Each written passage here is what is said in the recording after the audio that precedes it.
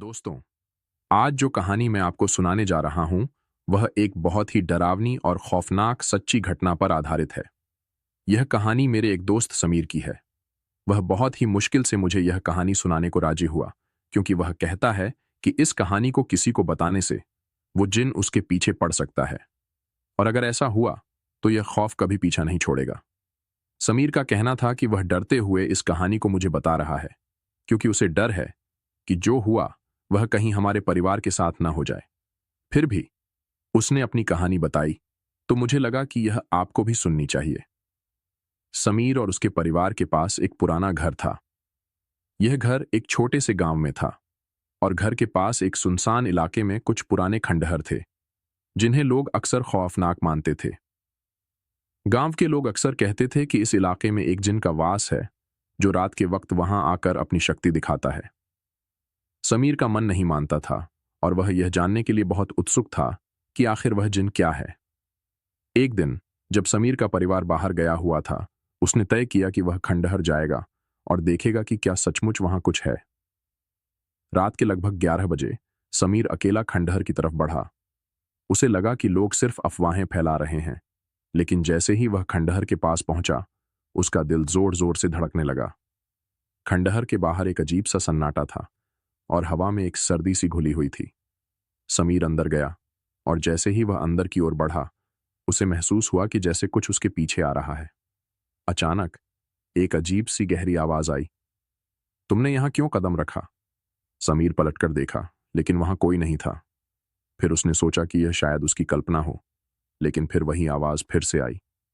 इस बार यह आवाज और भी घनी हो गई। तुमने यहां क्यों कदम रखा? आवाज और भी तीव्र हो गई, जैसे किसी ने उसके कानों के पास फुसफुसाया। समीर ने धीरे धीरे अपने कदम बढ़ाए, और तभी उसने एक कटा फटा चेहरा देखा। यह चेहरा किसी इंसान का नहीं था, बल्कि किसी भयानक प्राणी का था, जिसकी आंखों से गुस्सा और नफरत झलक रही थी। समीर के शरीर में सिहरन दौड़ गई। वह चेहरा अचानक से उसके सामने आ गया। तुमने मुझसे बिना पूछे यहां आने की हिम्मत कैसे की?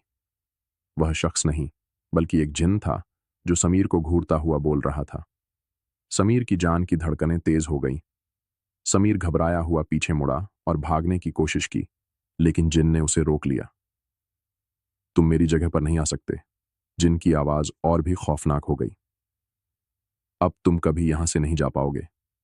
समीर ने पूरी ताकत से दरवाजे को धक्का दिया, लेकिन दरवाजा न खुला।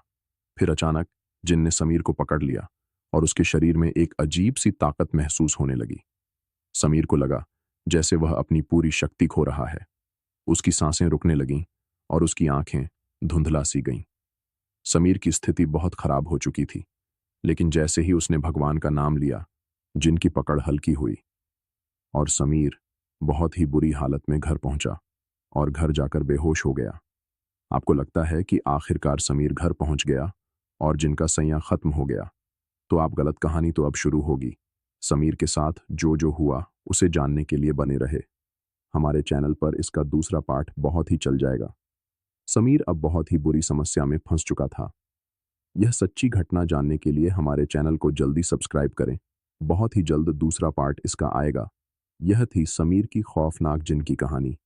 अगर आपको यह कहानी डरावनी लगी हो, तो हमारे चैनल storytime2.o को सब्सक्राइब करें, और ऐसी और खौफनाक कहानियां सुनने के लिए हमारे साथ बने रहें।